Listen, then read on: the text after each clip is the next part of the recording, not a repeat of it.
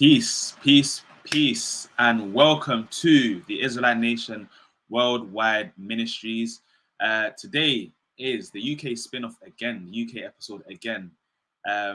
So I'm happy to be here. I'm very, very happy to be here as usual. I'm going to introduce my guests as it stands. So first and foremost, I'd like to introduce Mr. Elder Kwame. How you doing, man? Yeah, I'm good, man. Thank you. Thank you for having me on this today's session, man. I'm really looking forward to it, man. I'm hyped up, man. Yeah, that's good, man. I'm liking the flag behind you as well. Yeah, man. I thought I have to represent, right? Definitely, 100%. I got my emblem on as well. Always. And also, so I did say it was a UK special. It was a UK episode today. But you know, that doesn't ever stop us from collaborating with our brethren across the seas, across the pond. So, with that being said, I'd like to introduce Jermaine. How you doing, man? Peace. I'm super good, man. Super good. Hey, whenever I get a chance to be in your guys' company, I'm always good, you know. especially talking scriptures, man. I'm excited. Definitely. Well, good. It's good to have you, man. Glad to have you. Glad to have you. Like a different type of energy that we usually have in the UK. You know, we're usually good, but you know, you're already. I know, man. I know. It sounds good, man. Elder Kwame, good seeing you, man. Yes, Jermaine, man. How you doing, man? You good? I'm super good, man. Super good. I'm so glad you're here, man. You know what I mean? Yeah, thanks, man. Thanks for having me. It's always a great privilege for me and a good feel, you know, especially being amongst brethren and talking about our Father, you know. I'm always excited and super good, man. I'm glad. Definitely, it's true. You know, like I love. This is not even part of the lesson, by the way. This is just, you know, general chit chat between three strong Israelite men. This is just general chit chat. No, 100%. I agree. Like I always say, the understanding that we have as Israelites is beautiful, it's wonderful, and we should never take it for granted. And any time that we get the opportunity to teach or to showcase the word of our Father. Or of our forefathers, we should take it. We always need to take it. And what a blessing it is to be here to have that opportunity to teach the world, not just teaching our brethren ultimately. It's going on YouTube to teach of the power and the greatness of our Father. So, you know, happy to be here. Definitely happy to be here. No, it's true, man. And the more we talk about it and the more we, you know, interact and discuss, you know, our legacy. Yeah, you know what I'm saying? That's like fuel for us. That's fuel for me personally. You know what I'm saying? So every time I get the chance, man, and I'm talking about the God of Israel or just going back in our history and what our forefathers did, man, that's a blessing. Yeah, that is indeed a blessing. 100%, 100%. How can we not talk about our God? Yeah. How can we not even talk about our God, man? How great, you know? Because when we look out in the world out there, there's a lot of misinformation out there. Yeah. Many people believe that they're serving God, but what they don't seem to understand is God has chosen his people, right, to serve him and worship him, right? And he's only given them that instructions. So unless you're going to God's people, how are you going to know how to serve him? You see what I'm saying? Yeah. You're not. Exactly. It's like, I'm not going to go to a mechanic to learn how to cook. Am I, Jermaine? I'm going to go to an Israelite to learn how to worship the God of Israel. True. And you know what? It's, as I said, it's so beautiful, the fact that we have this understanding. Everybody and their mums, their dads, they all have the Bible. They all have the book that have the words in which we read as well. Yeah. And it's written there in black and white. And it's funny, I had this conversation with my brother, Eli, not long ago, I think a few weeks ago. And you know what? It's such a blessing to have brothers that are, you know, knees deep in this nation. Because we have discussions like this. Yeah. I forgot exactly what the context behind the discussion was, but essentially what happened was that's it. He was arguing with people on YouTube, right, about Israel. And he's coming to me and asking me for, not to blow him up, but he's coming to me and asking me for advice on little things. Yeah. And he's saying to me, it's written right there in black and white. Why can they not see it? It's not hard. It's like, it doesn't, his confusion is the things that they're arguing against doesn't even require understanding. It's just written there, and that's it's in plain sight. But you know, the spirit of truth is a very, very, very powerful tool, and that's That's what it we right have there, that man. don't have. Yeah. So you know, all praises to the God of Israel for the fact that we have it, and you know, that's what separates us from the world. That's what makes us, or keeps us in the world, but not of the world. And I'm very, very, very thankful for that. That is so true, man. And when I think of that, when you touch a point, when I think of that, it makes me feel that much special, right? That the world believe the lie that they're going to run. Like you're saying, it's there in black and white, and they just can't see it. It's in their face. They can't see it. It doesn't matter how much you try to simplify it. They can't understand it. So that just makes me feel that much more special and even more powerful, man. Yeah. Very true. Very true. Very true. Thank the Lord. You know, I was born here. Like, I don't know any other like tradition. I don't know anything else other than Israel. Well, that is true. That's a blessing for you, man. Thank the Lord for that. But also kudos to you guys, because you guys had to leave your traditions and leave what you thought was right to come to the truth. And you know, it's a harder thing than is displayed in my eyes anyway. You know, you've grown up knowing one thing and you're just told that thing is completely wrong. And you came to the true and living God, and you're here now. So thank the Lord for that. But in the sense that makes you that even much more hungry, you know. Now that I have the understanding and the veil is off my eyes, and I'm like, man, what was I doing before? You know, how did we believe the lie so much and we were just buried in it? You know what I mean? So now that I have the understanding and the veil is off, man, and the spirit of truth is in me, and then it's just bubbling up. I feel like Jeremiah, you can't keep silent. You just gotta talk, you know? So I get it, man. I get it. But kudos to you guys that was, you know, born in this nation, offered up a name, and that's indeed a blessing, you know? And when I get a chance to talk to the young people here for that, I always say, you guys are the prize. You know what I mean? The enemy is always going to come at you from every different angle. So you just got to stay grounded in this nation. Yeah, it's true. Yeah, I feel your passion, Jermaine, man. And definitely, like, you know, you made a point about the youth, man. You know, it's very, very important that the youth obviously understand who they are, because like you said before, we are the price, and the other side is finding ways, trying to look for ways to try to deceive us. Right. And get us doing what the rest of the world is doing. Because as we know, there's billions of people out there, but how much of us, Israel, or how few of us that we are, and we have this understanding on who the true and living God is. You see what I'm saying? And we're so passionate about it. You know what I mean? So, you know, I love it, man. You know, I love it.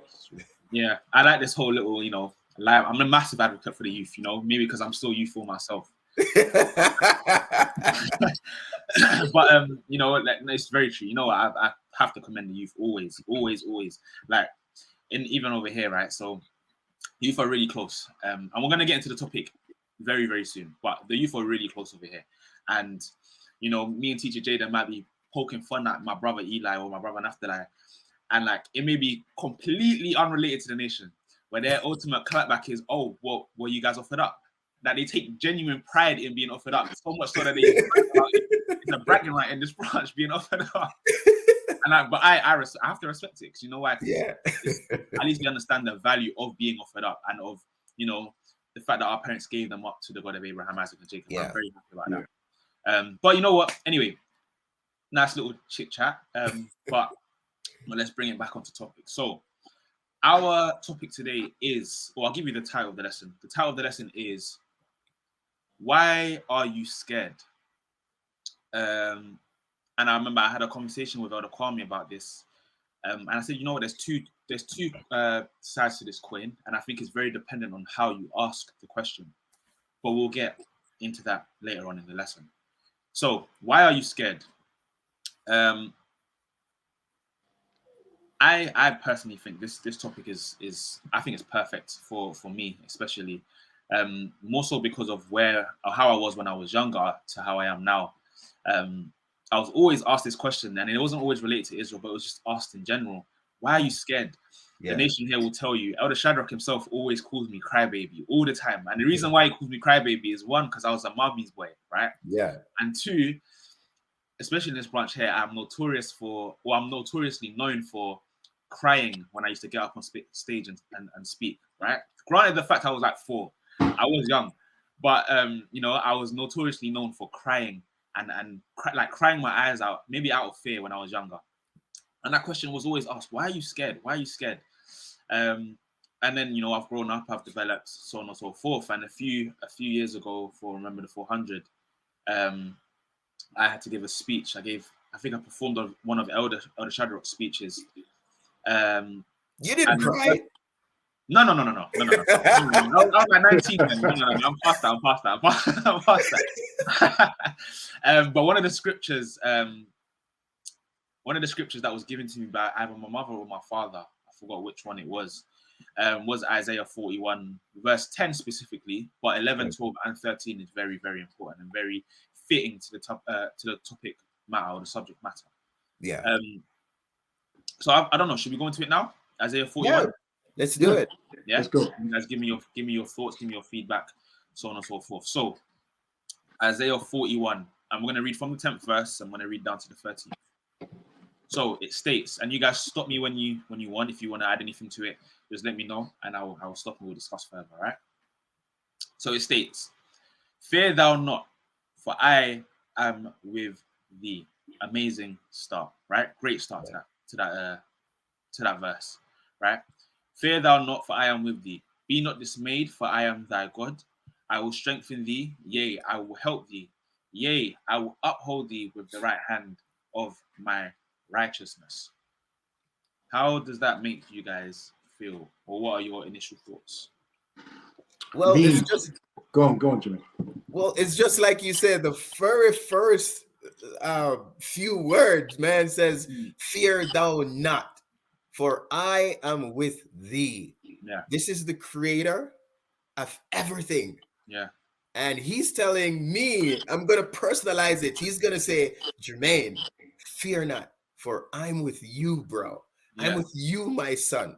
So it doesn't matter what I'm going through, what the world is throwing at me or what I want, man. Fear not, for you're going to get it. I'm your father. You're coming to me and I'm going to grant you. So, you know, when I think about it and I go, you know, even earthly wise with my parents, right? If I say mom or dad, they're going to say, "What is it, son?" And then we're going to talk, and then they're going to say, "Okay, you can do it. Here, go." Whether it's money or just wisdom or, you know, I want whatever it is. So that's how I see the God of Israel now. Like I said before, I was in the world. I never have this understanding. So I don't see the God of Israel as a stranger. I don't talk to him as a stranger. And the creator of heaven and earth, the one true and living God that give me the spirit of wisdom and understanding and of truth, man, is saying, "Jermaine, fear not." I feel powerful, man. Yeah, it's true. It's true. That corroborates. I'm not going to talk too long on the comment. I'm going to let you jump in literally in like 5 seconds. But it's going to corroborate with a scripture that we're going to go into later. Job 28:23 to 28. Yeah. And that literally narrows down everything you just said in your answer there. And it goes into the fact that it's a reminder to us by Job that our Father is the creator of the heavens and the earth. This is not no small man-made God. This is the creator. No. And he is our Father. We have to personalize it. He is our Father. We have a personal relationship with the creator. Yeah. But I'm not going to talk too much on it right now. I'll let other Kwame jump in, and then we'll go into that scripture when the time comes. Yeah, I mean, what I wanted to say was like, you know what I mean? Fear comes in so many different ways in the world that we live in right now. When you think about fear can come in things like your finance, or depending on where you live, you might be living in a violent area. You understand what I'm saying? It comes in all different types of ways. Some people are afraid that they have to have a certain amount of money. If they ain't got enough money, they can't live. They can't pay their bills. So it comes in so many different ways. Yeah. But just the beginning of what you just read, right? "Fear thou not, for I am with thee, and be not dismayed." You see what I'm saying? Because the world will deceive you and make you think otherwise, right? But the God of Abraham starts.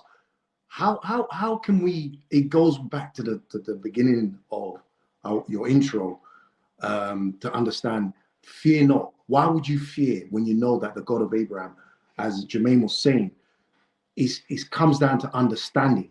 Do you understand what I'm saying? Because you know that he's the creator of the heavens and the earth, right? And he's responsible for all creation, right? He's talking to me, saying that I should not fear. So why should I fear anything?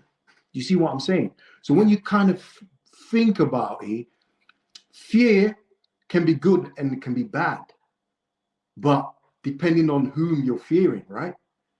Right? As Israelites, our fear should always lie within the God of Abraham, God of Isaac, and God of Jacob. We should fear nothing else. You see what I'm saying? So this is brilliant, man. I love it. I love it, man. Yeah, it definitely is. Definitely is. Okay, let's move on. So, verse 11: Behold, all they that have incensed against thee shall be ashamed and confounded. They shall be as nothing, and they that strive with thee shall perish.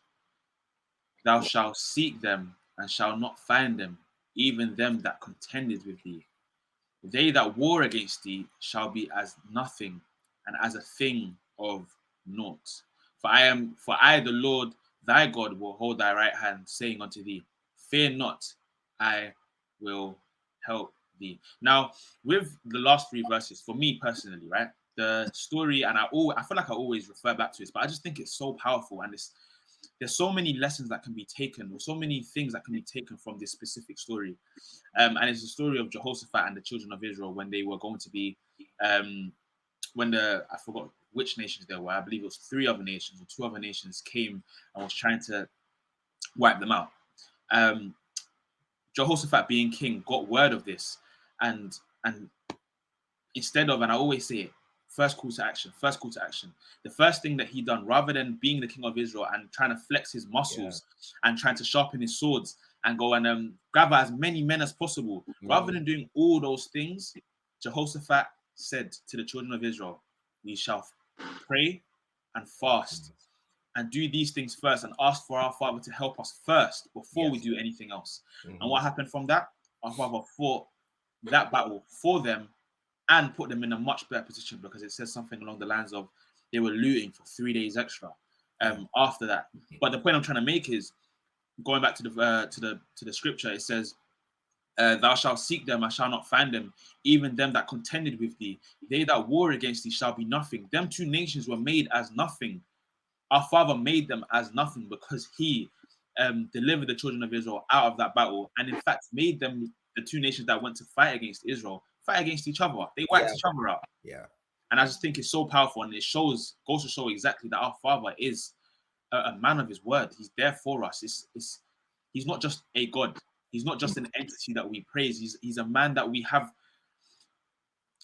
He's a God that we have a personal relationship with. Yes. You understand? It's more than just worshiping him. He has a personal relationship with us, and he's there to protect us, as our parents are there to protect us when we're kids.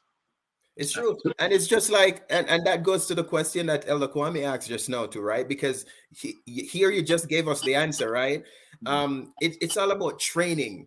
And in order to how you train yourself is they fast and they pray, right? So it's a repetition. You got to do it day in, day out. Seek a friend before you need one. You have to build a relationship. And once you build a relationship, especially with the creator of heaven and earth, man. So we have to, this is big. Like, this is the greatest. This is the God, the creator of everything. Why won't you try to build a relationship with this God? Exactly. You know what I mean? Once you build this relationship with this God, he say, I got you, man. Even when you see it not. Before you were conceived, Levi, you talk about offered up, I chose you. You know what I'm saying? That's powerful, man. Yeah, it's true. It's true. Very but good. You know something that I want to say, and I think it's a very key point here, is that this God is talking about Israel, right? And we have to say that, we have to stipulate that, because you have many nations or people out there in cyber world that are probably watching this and thinking, oh, that we're probably talking about one God, right? Yeah. Well, this God is very specific on who he's talking. Very, very specific. Yeah. Very specific who he's talking about. He's talking about Israel. And when you kind of read, as you've read, you can see that is a personal conversation that a parent is having with his child. You see what I'm saying? He's telling his child not to fear. Because as a parent, and many parents will relate to this, right? and many children will relate to this too, that as a parent, you want to take care of your child. You want to make sure your child is safe. You want to make sure that your child is not afraid of his environment or what he's doing. You want to protect that child, right? So it's a personal relationship there that the God of Abraham, God of Isaac, and God of Jacob have with his children. So it's not talking to the world to say that, oh, you know, we all serve one God. I mean, yes, you serve. I'm not here to say that you're not serving a God, people out there. Yes, you are serving your God, right? But we serve our God, the God of Abraham, God of Isaac, and God of Jacob. You understand? Yeah.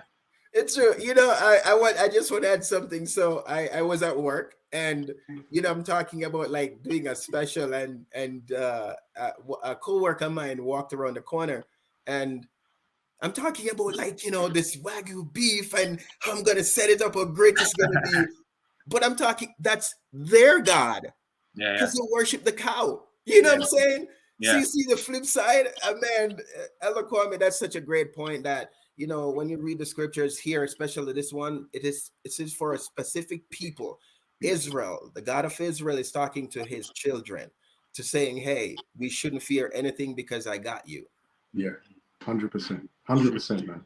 It's true. I'm hearing Wagyu beef. I'm hoping to have some Michelin star meals when we go to Canada in April.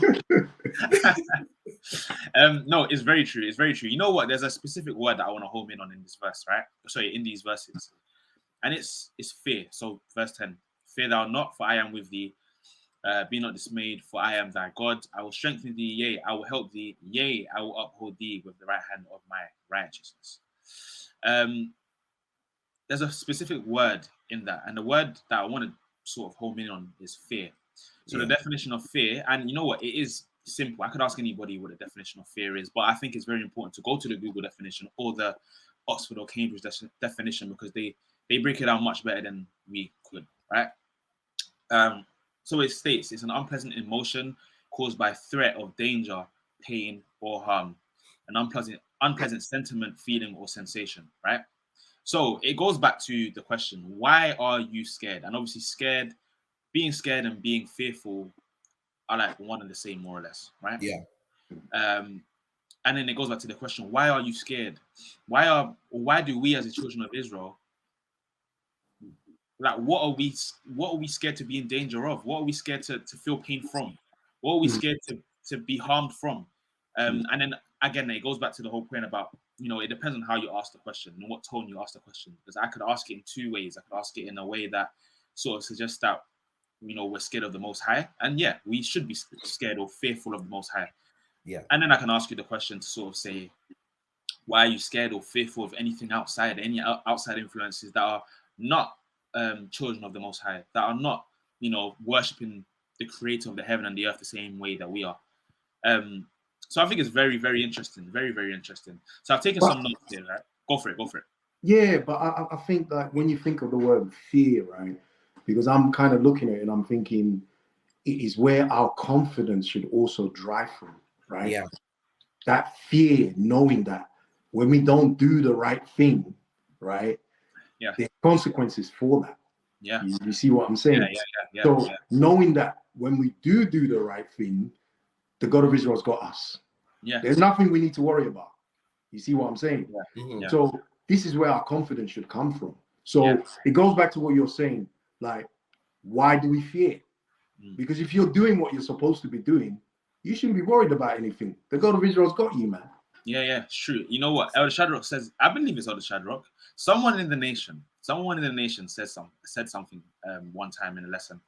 And it was like something along the lines of, when you do wrong, instead of pointing the finger, so I'm going to do it on the camera, point the finger, think about the three fingers that are pointing back at you, right? And it goes back to your point. I believe I've started recently thinking about this. Whenever something doesn't go my way, I need to think about where I've gone wrong, right? Because I tend to be a person that, would pray for a lot of things or put it in the God of Israel's hands. But that's not to say that he has to give it to me. I always say this is a two-way transaction. It's not a I take and he gives relationship. It's a I give, he gives. as it's always been. It's a two-way transaction. So if I keep the laws, the statutes, the commandments, and make him happy, and I'm doing good in his eyes, very important, in his eyes, not in the eyes of the world, and not in the eyes of, as close as they are to me, not even just my parents, in the eyes of the Most High, then he will give to me. So I give to him, he gives back to me. It's a two-way transaction. So I think it's super important, the point you just made. Super, super important. Yeah, that's true. But here's the flip side. Sometimes, because as a parent, Elder Kwame, you said it earlier, as a parent, you have that much experience. You see stuff. You see it before even your children see it. You know it's going to happen before it even happened, right? But the child now is going to come to you and say, I want, I need, I want. But you as a parent say, nah, that's not for you. I don't see you doing that. So sometimes too, it's not that we're doing something wrong. It's just like the God of Israel is saying, hey man, it's not time yet. It's not time yet. And when you get it, you'll be ready. So that's another way to look at it. You know what I mean? 100%. So I also wanted to say about the fear factor as well is I think the key word I always comes to me is understanding. I think I've hit that, but understanding is so important, right? Because you cannot fear anything if you don't understand it. I know that unknown could be something you can fear as well, right? But none of us know what the God of Israel is really, really capable of, but we know what he's done, right? Yeah. That's enough. That's enough fear for us to understand that the last 400 years for the children of Jacob out there who are worshiping all mannerism of different God, that, things haven't gone well for us. I mean, you can look at individual people out there and see that they've been successful. You understand what I'm saying? In terms of what the world stipulate what success is, right? Because there's when we talk about being successful as Israel, it's not just about physical things.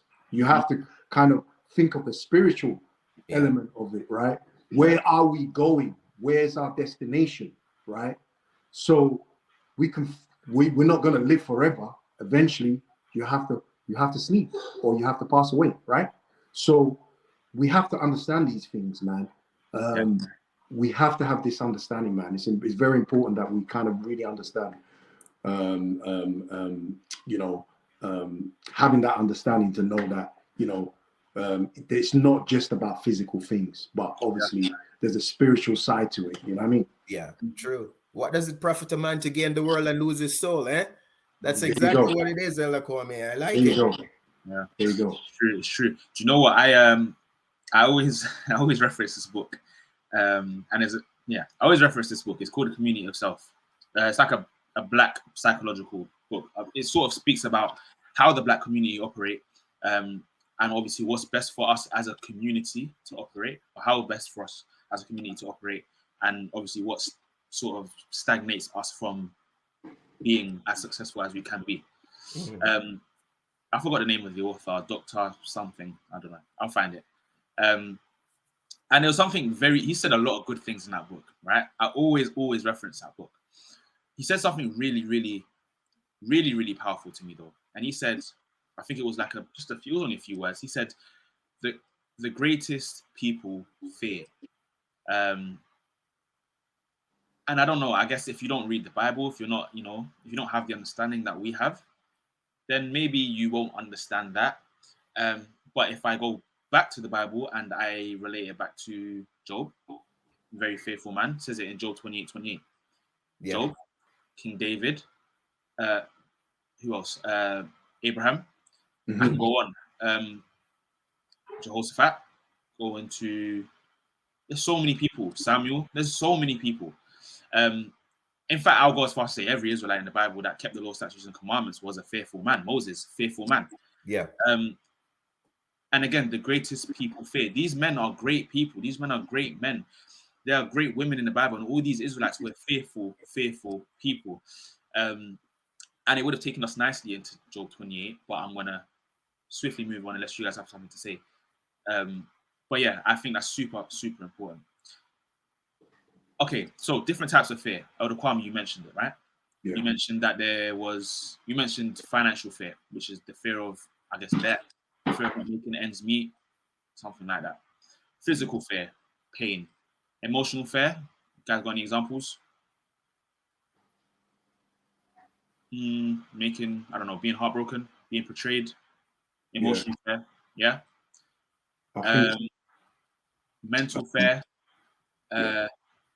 schizophrenia, right? With mental fear. If you have schizophrenia, if you do know what it is, it's in some cases of being schizophrenic, the patient, and it tends to be a lot of the ones that commit crimes. They say that they're intrusive, but there was a mind inside of them telling them to do the act that they done, and they feared it because if they didn't do it, that voice in their head is telling them, "I will come and get you. I will come and kill you. I'll do this. I'll do that to you." So it's that fear.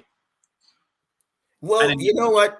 Sorry to jump in, Levi. I mean, that's such a broad topic that we can go in because it's a spiritual thing, right? So we understand as Israel that it's a spiritual thing, but to the world, they're going to name it or call it whatever it want to call it. Yeah. But to your point, it is what it is. Yeah, it is a spiritual thing. Yeah. And then you have spiritual fear as well. Yeah. I guess the fear of, bad spirits being able to enter you, is so on and so forth, right? All these things are different sort of examples or different types of fear, right? Yeah. So going back to the lesson title, why are you scared? So I'm going to say it in the two tones, and I guess you guys can sort of decipher which one's which, right? I practiced it to these guys before the lesson, so I'm going to try and do it to you guys, and hopefully it comes out very well, right?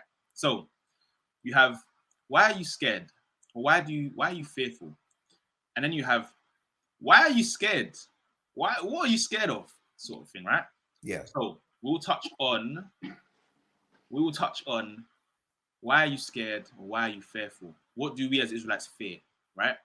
And the simple answer to that is the God of Abraham, the God of Isaac, and the God of Jacob, right? That's who we should be fearing. Yeah, exactly. You know what I mean? But hey, listen, go on. So let's say Job 28. So go to Job 28. Okay. Yeah. Yep. All right. Job 28. We'll read from 23. But you know what though, just thinking of everything and the conversation we were having, it is at the end of the day, man, it all boils back down to training, constant reminding yourself. There's the master teacher Elder Shadrach, he always say we're a forgetful people, right? And it's there in the scriptures, always say remember. So we got to constantly train ourselves to remind ourselves that, hey, we have the greatest God and he's the only one we fear. And because he's our God, he's going to protect us. So it's constantly training and reminding ourselves. It's almost like motivating yourself. I motivate myself all the time. Even if you're in the gym and you're going to lift the weights, you're like, you got this. You can do it. It's the same, man. Yeah. Definitely. 100%. Okay, so Job 20, chapter 28 from verse 23, right? So it states, God understandeth the way thereof, and he knoweth the place thereof. 24, for he looketh to the ends of the earth and seeth under the whole heaven. Right. So this goes back to the point that Jermaine made, right? I think I said it as well. This is the creator of the heavens and the earth. There's not anything on this earth that is not seen by the creator. So why would you not fear him? Why would you not put your trust and your fear into him, right? Verse 25, to make weight the wind, make weight for the winds, and he weigheth the waters by measure. That reference, I guess you could add that reference to Exodus, when the children of Israel were passing through the Red Sea. Yeah. The science of that, like for the children of Israel to walk on dry ground, the science behind that is so unfathomable. It's hard to fathom that happened the way it did, but that's our Father. So why not put your trust in him? A good reference lesson for this would be, I think it's how beautiful is our understanding, or how wonderful is our understanding, done by Elder Denise, Minister Donna, and Rachel. Very, very, very good lesson. Okay, 26. When he made a decree for the rain and a way for the lightning of the thunder, then he did see it and declare it. He prepared it, yea, and searched it out. Now, this verse is the verse that I want everybody to acknowledge, right? And unto man he said, behold, the fear of the Lord, that is wisdom. And to depart from evil is understanding. Ah, there you go, man. It just confirms of the conversation we're talking, the things that we're saying, man. You know, because I think the key here really, right, is really understanding, right? Because how can you have that fear factor if you don't understand? True. True. When we look at the world, they don't understand. They don't fear the God of Abraham, Isaac, and Jacob. They have no idea, right? Yeah. They're just going about their daily lives like, you know, they can do whatever they do, but they have no idea what the God of Israel is capable of. You see what I'm saying? So understanding is really the key here, right? But that understanding is only given to us, though. Do you understand what I'm saying? Because they don't have that understanding, which is fair. You can see that. It's obvious to see that they don't have that understanding, right? But it goes back to what you said, Levi. I think you said something along the line that I'm just trying to paraphrase. I can't remember. It was something along the line that you would go to if you wanted to learn to become. Is it electrician or something? Oh, if you want to become a chef, you don't go to a mechanic. Yeah. There you go. There you go.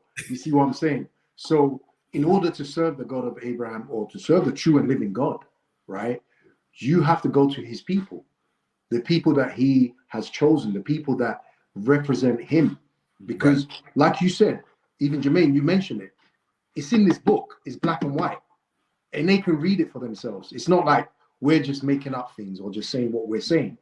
It's here, black and white, right? They will read the same thing, but it will go over their heads, right? And they'll come to a different conclusion, right? So understanding is so important, right? That's the key here, man, for me. It's true. Elder Kwame, you said something just now that's so vital. And I think if we understand that, and I think if we think along that line, it will help us, right? You say we represent the God of Israel. So if we represent the God of Israel, we have to act different, behave different, can't be timid, shy. But listen, man, you got Bakative behind you. Yeah. I love the story. Remove the veil, open his eyes, let him see, and let the boy look up the hill, man. Come on. Yeah. I love that, man. I love that we represent the God of Abraham, the God of Isaac, and the God of Jacob, and this nation. So everything we do revolves around that. Yeah, definitely. It goes back to my point, right? This verse specifically, 28. Wrong chapter. But it says about the beginning of, or to have fear is the beginning of wisdom, and apart from evil is the beginning of understanding, or something. Yeah. And again, it goes back to my point about the greatest people fear, right? It sounds like a bit of a juxtaposition. It sounds like a bit of a contradiction. But no, the greatest people fear. We all know the story of Job. We all know how powerful, how strong of a man that was. We know the story of King David or any of the Moses, Abraham, any of our forefathers, but they all displayed some sort of fear in any given time, and that was always given towards the God of Abraham, the God of Isaac, and the God of Jacob. So much so that wisdom is seen to sort of be acquired once you fear the God of Israel. Yes. It sounds like a bit of a contradiction, but it really isn't. To fear the greatest God there is, to fear the Creator, is a wise decision. It is a very wise decision, right? It's a really wise decision to have. But to fear anything else, I don't know about that. That's not right. 100%. It's very specific. It's very specific.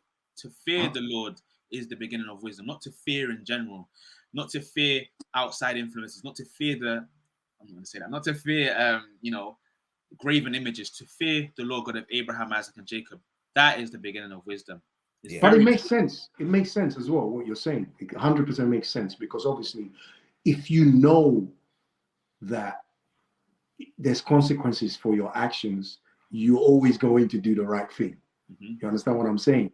So it makes so much sense knowing that, listen, I can't do this. Yeah. You know, if I do this, this is what's going to happen. Yeah. Now I understand that. So I'm not going to do that. Yeah. It's true. Exactly. There's no way I'm going to do that because I know that there's going to be consequences to my actions. So why would I do that? So through your fear in the Lord God of Israel, it's wise to not do anything against him. It's as simple as that. So it is wise to keep his words. Yeah. It's wise to keep the Lord's words, man. You know what I mean? So yeah, man, 100%, man. No, but it's something that I often think about too, right? Because Levi, you were reading just now, and I thought of the in Judges. I think it's Judges 4 with Deborah, right? Yeah. With Barak, when and Barak is not like a pion soldier. This is like a general, a big man that's been fighting war for years.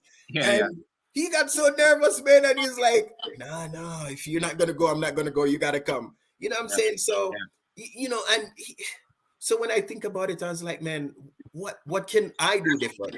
What can we do different? Right? Because we see the platform and the store. We have the blueprint. We always, you know, this is something I talk about with Ella Kurt as well, right? We have the recipe for success. Yeah. The map to set us up, and we can see in our history what we should do, what we shouldn't do. That's gonna set us up for success. So it's like you're saying, man, it's a constant training. We have to train ourselves. Yes, fear the God of Israel, trust him, constantly pray and fast, and build that relationship. And then once we do that, it's gonna make everything else much easier. Yeah, definitely. 100,000,000%. Just before we go on, if you love what you're hearing, because I have no doubt you do, right? If you like what you're hearing, and you know, you want to spread the word of the Lord with us, be sure to like, comment, subscribe, share all of our content. You know, we've got the number floating at the bottom of the screen. You've got the website floating at the bottom of the screen, and reach out to somebody. Because as I said, you can't go to a mechanic to become a chef. You need to come to the house of Israel. You need to come to an Israelite to learn more about our Father, to learn more about. I like that plug. So please like, comment, share, subscribe, and get at us, because we're more than happy to continue teaching anybody that wants to learn. It's very important. I wanted to say a good example of what we're talking about, because sometimes, I mean, to have fear, sometimes we have to understand that it can be difficult, but as Israelites, it always comes down to the understanding that, I mean, a good example is King Saul. When you think of King Saul, he wanted to please the people. He was given instructions, right? Knowing he was chosen by the God of Abraham, Isaac, and Jacob. And he was given a specific instruction to go and do something. Yeah. But rather than being afraid of the God of Abraham, Isaac, and Jacob, he was afraid of the people. Yeah. He wanted to please the people rather than please the God of Abraham, Isaac, and Jacob. And that's something that we as Israelites, I understand that could easily happen. You understand what I'm saying? But this is why I say that your confidence has to come from the right place. Your confidence can only come from fearing the God of Abraham, Isaac, and Jacob. And that's through understanding, right?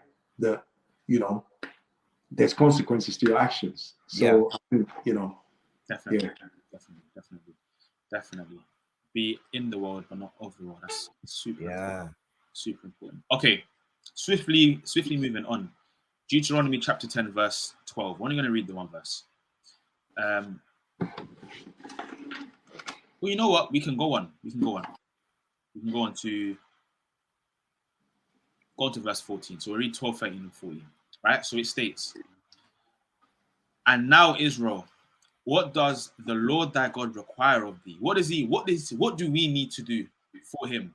"But to fear the Lord thy God, to walk in his ways, and to love him, and to serve the Lord with all thine heart and with thy soul." That's what our Father needs from us. It's a need.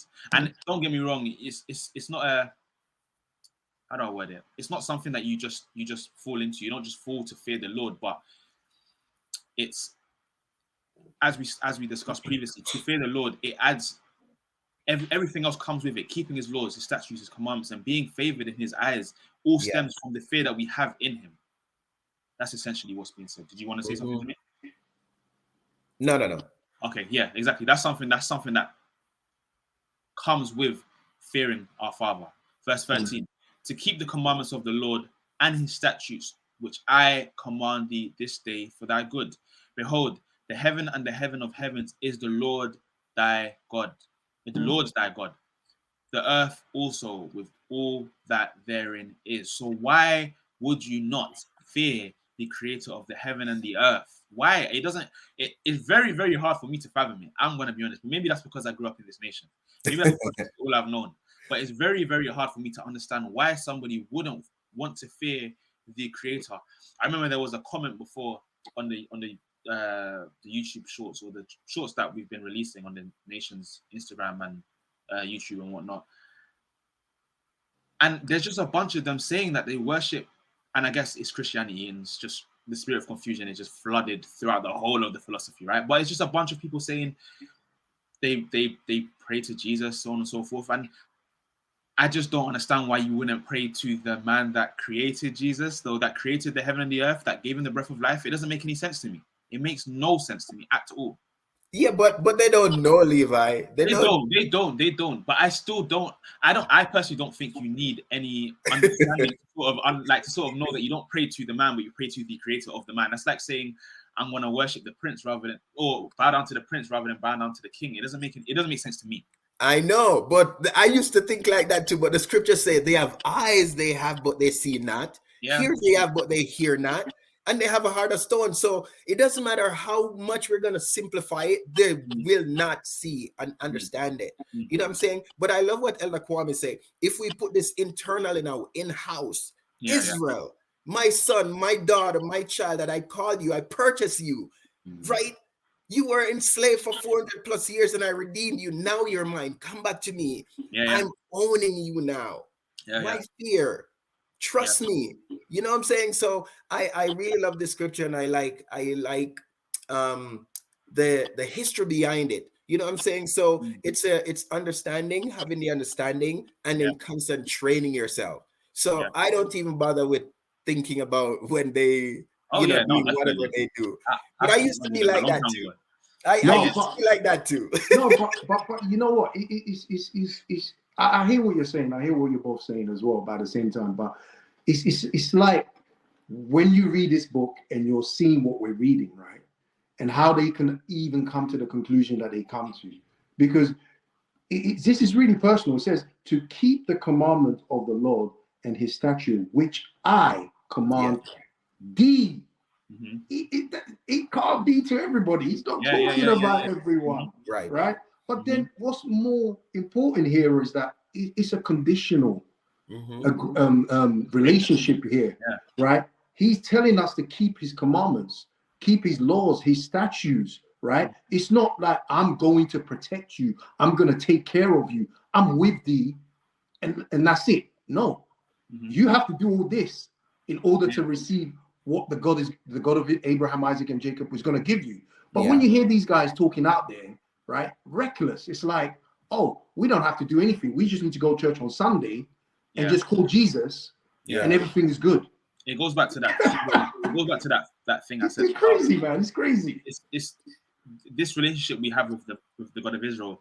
Again, it's a two-way transaction. It's not one way. We can't just take from him, and not give him back, not keep his law, statutes, and commandments, and follow the conditions that he clearly set for the children of Israel. Because not only do the staying within the conditions sanctify us and separate us from the world, but we're giving to him by doing these things. If we're building this house, if we're rolling up our sleeves and working for the God of Israel, then will he give to us. Remember, this is the God of Israel. He owes us not one thing.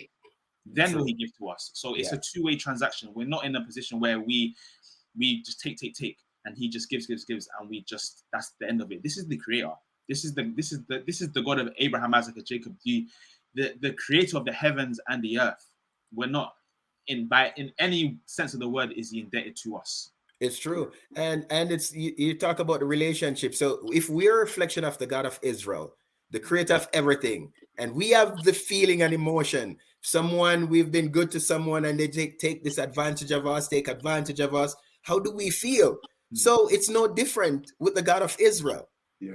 100%. If listen, we can go and I love this topic, but if we even go in the scripture when you talk about, listen, your new moon and your Sabbath, don't do it anymore because it's nothing to me. There's no substance behind it.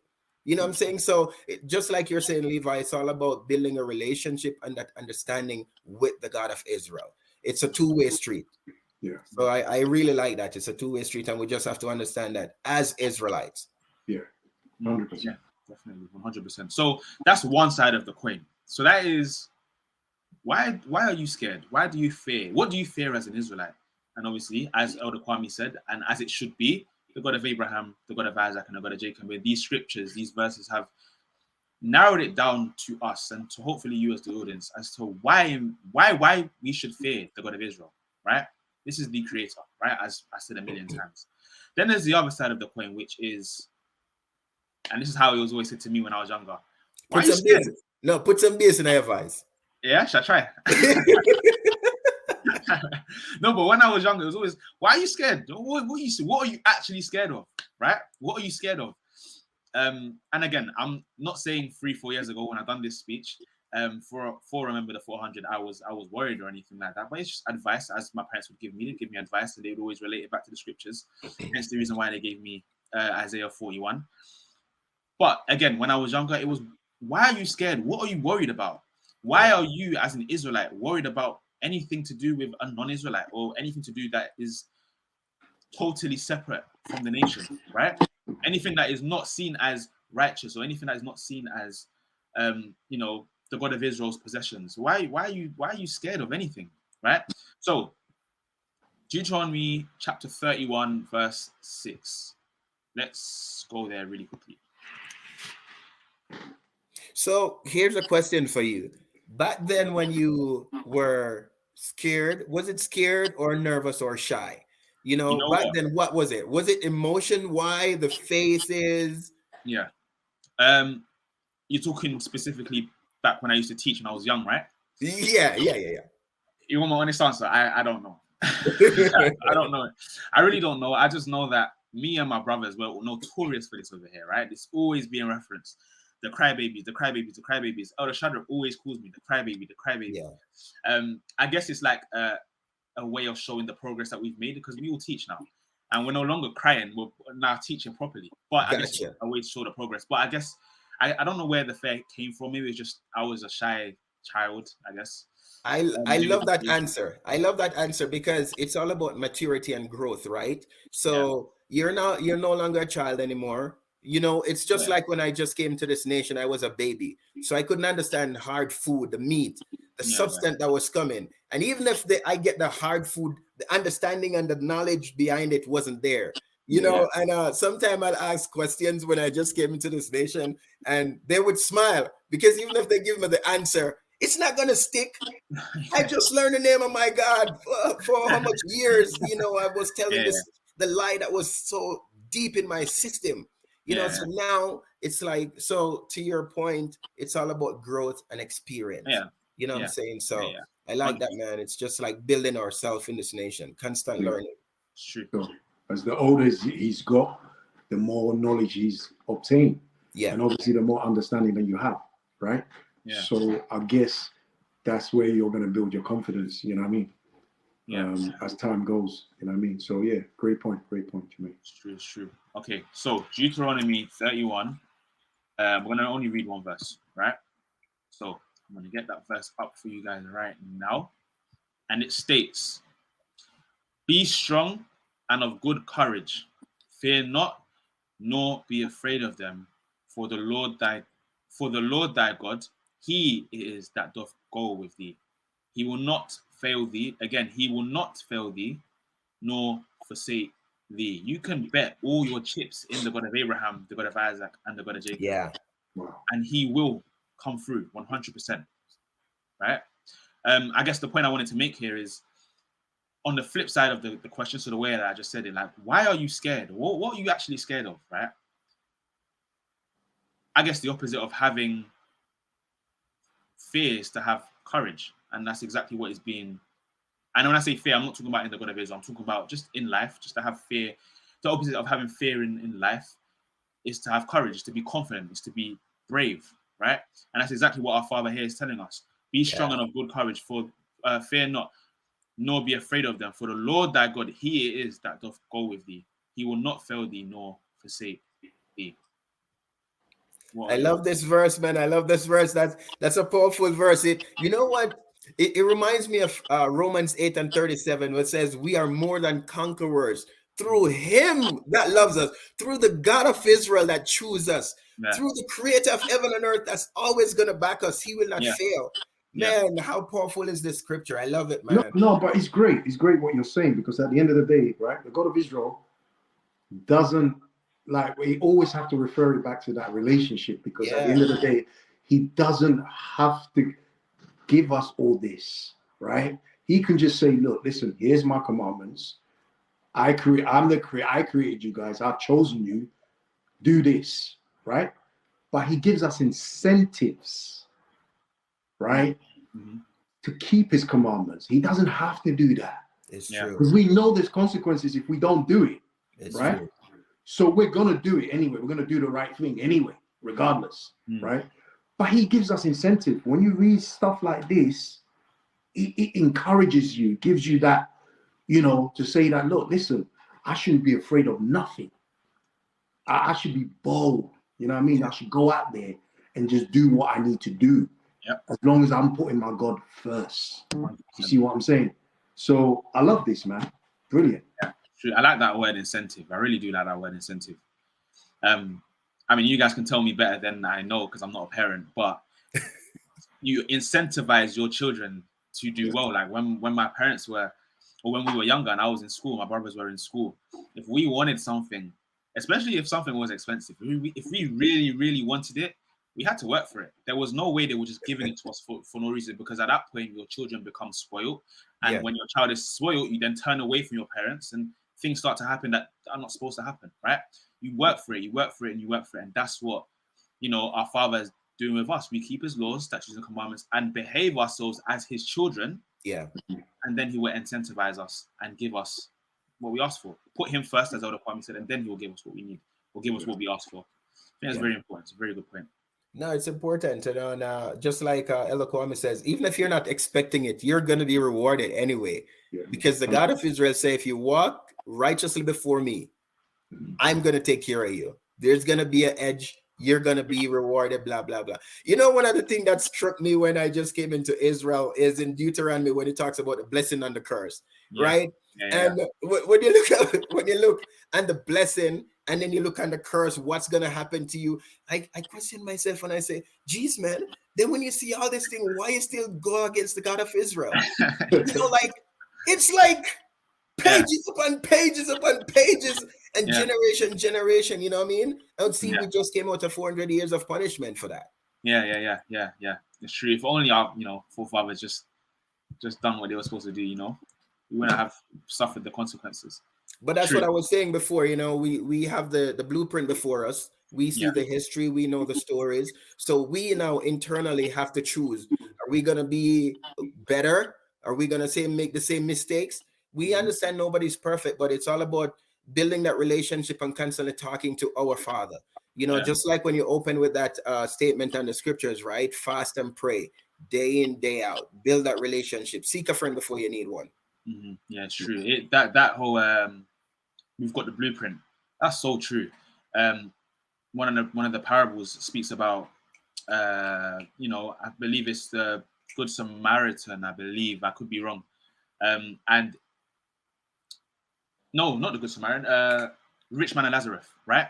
And the rich man is trying to get into the kingdom of heaven, and he said, what should I tell my friends? What should I tell my friends? And his response is, they have Moses and the laws and the fathers before him to learn from. Yeah, Moses and the prophets. Yeah, exactly. You have everything before you to learn from, and that's exactly what we have. We have everything before us to learn from our mistakes. A wise man once said, "You learn from other people's mistakes, right? Yeah. A wise man learns from other people's mistakes. You don't want to be the example. You don't want to learn firsthand. You learn from everybody else around you's mistakes, and only then will you move forward and will you, be successful in everything that you do, right? You won't make the same mistakes. Yeah. But yeah, very true. So, as we stated, why are you scared? Why are you worried? You know, you're a child of the Most High. You should have the courage, the confidence, the bravery, right? Let's go to Judges chapter 3, right? Judges chapter 3. There's a very, very, very brave man spoken about in Judges chapter 3. And we're going to read from verse 15. Verse 15. So, on screen now. So, context, right? This is Judges. Children of Israel misbehaving, put into the hands of another nation, worshipping other gods and taking their wives and dwelling in their customs and their traditions, misbehaving. Then they pray to the God of Israel, asking for a deliverer. They get that. Then they go back to it again, misbehaving. It's like a vicious cycle, right? And that is exactly what happened here with the children of Israel.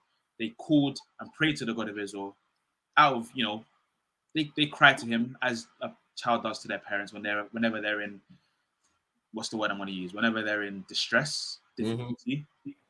And our Father gave them a very, very special man.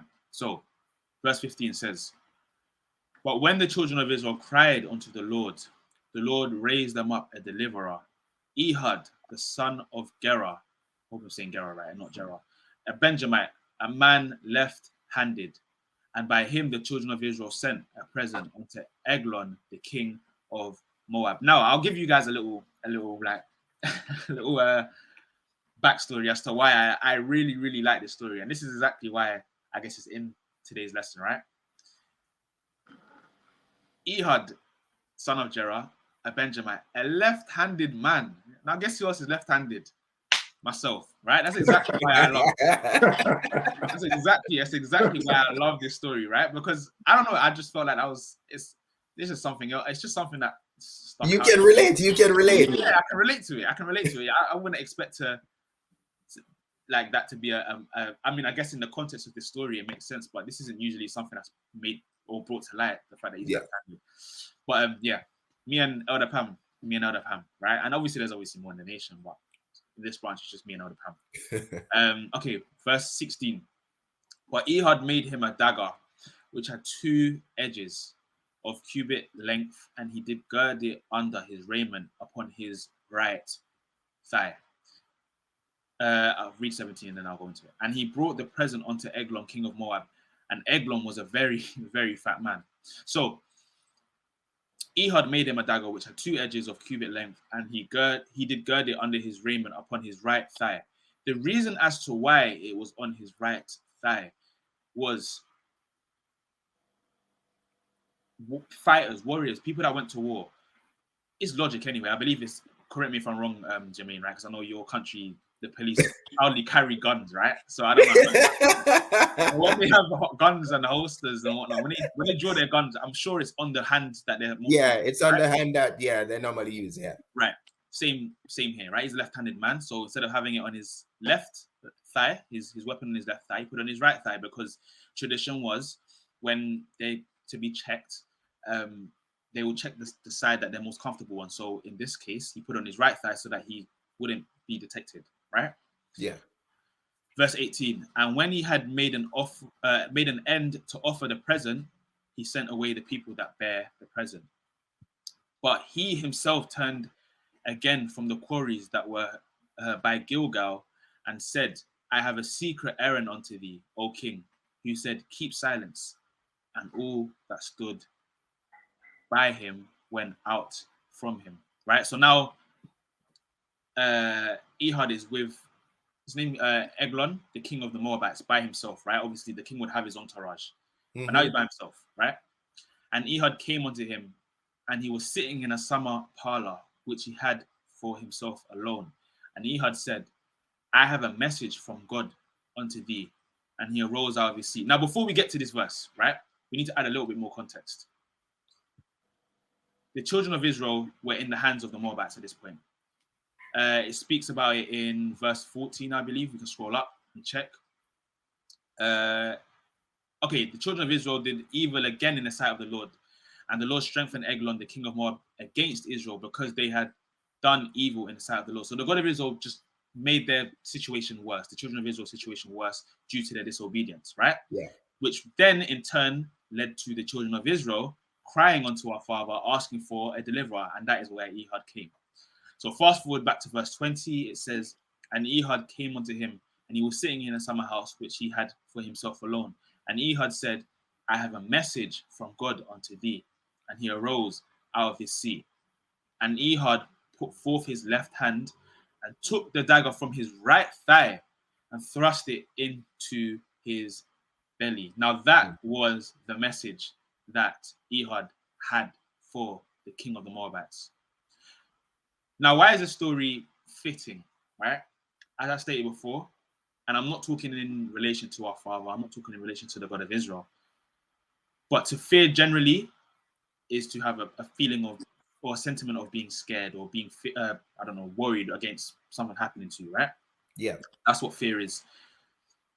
The opposite of that is bravery, confidence, courage. Now, the courage, the confidence, the bravery that Ehud had to have, although he had our Father by his side, the courage he had to have to go to the king of the Moabites and do that to him speaks volumes to me. Yeah. Speaks volumes to me. We'll read on. We'll carry on reading on. So, and the haft also went into the blade, and the fat closed upon the blade, so that he could not draw the dagger out of his belly, and the dirt came out. Then Ehud went forth through the porch and shut the doors of the parlor upon him and locked them. And he was gone out. His servant came, and when they saw that, behold, the doors of the parlor were locked, they said, surely he covereth his feet in the summer chamber. And they tarried till they were ashamed. And behold, he opened not the doors of the parlor. Therefore they took a key and opened them. And behold, their lord, Eglon, the king of the Moabites, was fallen down dead on the earth. And he had escaped while they tarried and passed beyond the quarries and escaped the Sirath. And it came to pass when he was come that he blew a trumpet in the mountain of Ephraim, and the children of Israel went down with him from the mount, and he before them. And he said unto them, follow after me, for the Lord hath delivered your enemies from the Moabites into your hands. And they went down after him and took the fords of Jordan towards Moab, and suffered not man to pass over. Amen. Now, as I said, the courage that had to be displayed from Ehud was immense. Now, going back to my question, Levi, why are you scared? Why are you worried? Like, what are you actually scared about? You are a child of the Most High. That is exactly the mindset that Ehud had to display in this situation, right? Not only did he just go to war and fight just warriors, he killed the king of the Moabites. He had to display a courage that would have been brought into him by the Most High, the Most High God of Abraham, God of Isaac, and the God of Jacob. And through that, he done what he done. And that is a message for all of us whenever we have fears or we have worries about what could happen outside of Israel, or what could happen with regards to the powers other than Israel. We need to just remember we have the Most High God, the God of Abraham, Isaac, and Jacob, and through him our courage rests, right? Yeah, amen. So true, so true. You know what, Levi, you're reading that, and I'm thinking about, and Elder Kwame talk about the other nations that they take our book. They take our book to live by, to motivate themselves, but they don't have the truth or the understanding. For they have a zeal of God, but not the understanding, right? Romans 10:2. So we know that. But then, after reading that and listening to you just now, why we have... Man, we're such a special people, man. I know exactly how you feel. The Lord is my light and my salvation. Whom shall I fear? Exactly. Come on, when we think about all these scriptures, the blueprint, when we go by the blueprint, how can we not be motivated and trust and fear the God of Israel and know that he's going to take care of us? Yeah. It's true. I hear your frustration, Jermaine, man. And I know what it feels like, but I mean, it goes back to what I was saying about having fear is good, but it's just depending on whom you fear. Yeah. So this is like a perfect scenario of who you should fear, right? And who you shouldn't fear, right? Exactly. So Ehud feared the God of Israel. You understand what I'm saying? Yeah. He didn't fear the other, the world and the kings of the world, because he's a king. He's got power. He's got soldiers and warriors that protect him. Many will fear that, right? but he didn't. He stuck to what he had to do, and he did it to represent his God. You see what I'm saying? So this is such a perfect example of that. You know what I mean? Just where you put your fear should always be with the God of Abraham, Isaac, and Jacob, right? You should always fear the God of Abraham, Isaac, and Jacob. Everything else, you should be confident as long as you know you're putting the God of Abraham, Isaac, and Jacob first. Yeah. You understand what I'm saying? Because we are representatives of the God of Abraham, Isaac, and Jacob. So whatever we do through our actions, we are, whether you're directly or indirectly, you are representing the God of Abraham, Isaac, and Jacob. If you don't do what you're supposed to do, then you're not, you're not, you're representing him in a bad way. You understand what I'm saying? True. So whatever we do, whether it's positive or negative, we are representing the God of Israel. But we have to understand that we have to represent him in a positive way rather than negative. You know what I mean? So this is a great example. It's true. It's true. Let your light so shine before men that they may see your good work, right? So we are a reflection of the God of Israel. So we have to let our light shine, man. Definitely. 100%. Definitely. I think what you guys have been saying, right? It literally, it just triggered a thought. It triggered a thought. And it's brought to me a scripture. And I know everybody has to be familiar with this. It's one of the most well sought after, I guess, one of the most popular Psalms, right? So we'll bring it up. Psalms 118. Psalms 118. Oh, okay. Yeah. So it says, "Oh, give thanks unto the Lord, for he is good, because his mercy endureth forever. Let Israel now say that his mercy endureth forever. Let the house of Aaron now say that his mercy endureth forever. Let them now that fear the Lord say that his mercy endureth forever. I called upon the Lord in distress. The Lord answered me and set me in a large place." Right? The Lord say, his mercy endureth forever. I called upon the Lord in distress. The Lord answered me and set me upon a large place. And to me, again, that brings to thought like Jehoshaphat again. Yeah. Right? The children of Israel were in distress. Again, in this story, with the children of Israel being under the hands of the Moabites. And, although they done wrong, although they constantly broke the law, statutes, and commandments and done wrong in the sight of the Lord, when they prayed to our Father for a deliverer, our Father was there. The children of Israel called upon him in times of distress. The Lord answered and set them in a large place. He sent them a deliverer, and therefore they became, I guess they were successful, right, in the Ehud's endeavors and whatnot. And I think it's very, very, very key. The Lord is on my side. I will not fear. What can man do unto me? And I feel as though that's a sentiment that is shared upon a load of people that don't worship the God of Israel. But if there's any people on this earth, if there's any group of people on this earth that share that sentiment, I will not fear. What can man do unto me? That's us. We should have that sentiment. We should have that thought in our hearts and in our minds, right? Because we have the Most High.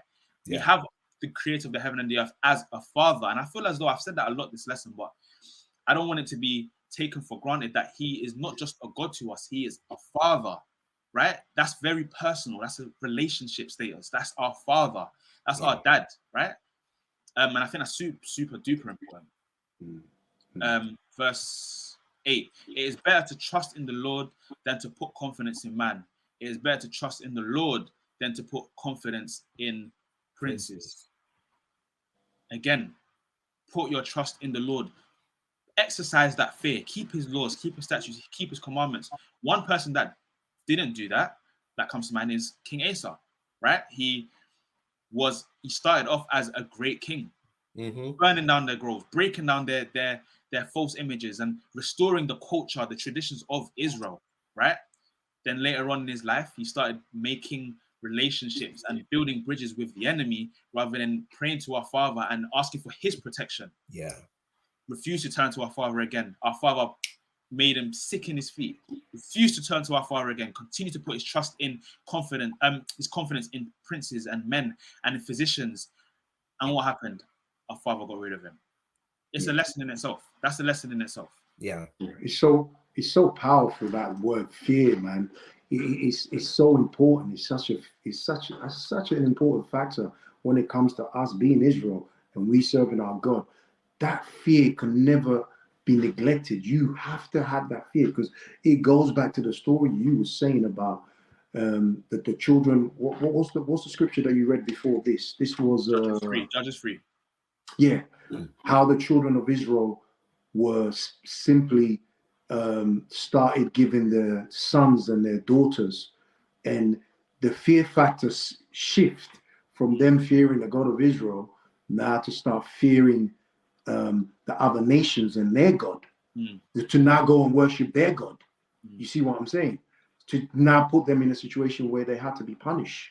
You see what I'm saying? And the consequences was that they were enslaved by other nations, and they had to, live by their rules. You see what I'm saying? But then it kind of goes back to what we're talking about. It is a relationship where our father can see the children was in distress, and at some point, he had to come back and say, look, all right, you went wrong. I've made my point, right? So he sent someone to Ehud to go and deliver them. But we didn't have to go through all of that. You see what I'm saying? Yeah. If our fear was in the right place in the first place, which is having that fear for the God of Abraham, Isaac, and Jacob, knowing that our fight is not with the other nations or any other person. It's always with the God of Abraham, Isaac, and Jacob. We just have to do right by him, because it is him that's going to punish us for our iniquities. It's not the other nations, because some people will sit there and think, oh yeah, we got enslaved by all these other nations, but it wasn't them that came to enslave us. It was the God of Abraham, Isaac, and Jacob that put us in that position for our disobedience in the first place. So we shouldn't have fear in anyone else. It all just needs to be with the God of Israel. That's where our fear needs to be. Full stop. End of story. It's true. It's true. I mean, there was an interesting point brought up in yesterday's service. And it was based around the law, the keeping of the law, right? Now, we as Israelites, people on this earth, if we don't keep the law of the land, if we break the law of the land, instant repercussions, right? Instant punishment. And we have, I guess through that we fear breaking the law, because we know that, if I commit a crime, the police are knocking on my door same day or next day and taking me to jail, putting me in handcuffs and taking me to jail, right? So we have that fear. And I feel as though, okay, that fear is fair enough, but we need to exercise the fear of breaking the law that is written and created by our Father, that was brought to us and introduced to us by our Father, because ultimately that is the law that we will be judged by, not the law that, men in courts and women in courts can judge us by. We're going to be judged by the law of our Father, keeping the laws, keeping the statutes, keeping his commandments. Only through that we will be judged properly. But worrying about breaking the law of the land and not worrying about breaking the law, statutes, and commandments is a worry. And I guess through our fear in our Father, we will keep it. We'll keep the law, statutes, and commandments. But we need to exercise that. It's something that needs to be exercised and continue to be, taught, I guess. Because again, we are a forgetful people. We are constantly said, lest we forget, lest we forget, lest we forget. We need to be reminded of the law and reminded of the repercussions that happened to our forefathers for not keeping the law, statutes, and commandments. And we need to take those examples, take those situations, and instill it to our own life and keep the laws, the statutes, and commandments, and not end up like how our forefathers did. I think it's very, very, very. But I think you made a great point there. I mean, breaking the law of the land is not the same as breaking the law of the God of Abraham, Isaac, and Jacob. It's two different things, man. I mean, like you said, if you break the law of the land, there is consequences, right? And they will come. It could be in anything. It could be like if you did a crime, or I don't know, if you went through a red light and they send you a ticket, that's financial like punishment. You know what I mean? So it comes in all different forms. But when you know the God of Abraham, Isaac, and Jacob has got your back, he's got you, right? You don't need to worry about them as long as you're keeping his laws, his statutes, his commandment. You don't need to worry about their laws, statutes, and commandments. That's nothing. Disclaimer, right? That's not to say go and break laws, by the way. That's we're not saying that. We're not saying that. We're not saying that. What would you No, say? no, that's so true, Lakwami. You know, I was listening to this podcast recently, and this guy, you know, and when I hear they say certain things, it makes me wonder, right? Because we understand who we are, we know the name of our God, which is key, right? So he was saying sometimes this is what he's saying. He said sometimes God has to step away from you for you to understand that you can't do anything by yourself. Yeah.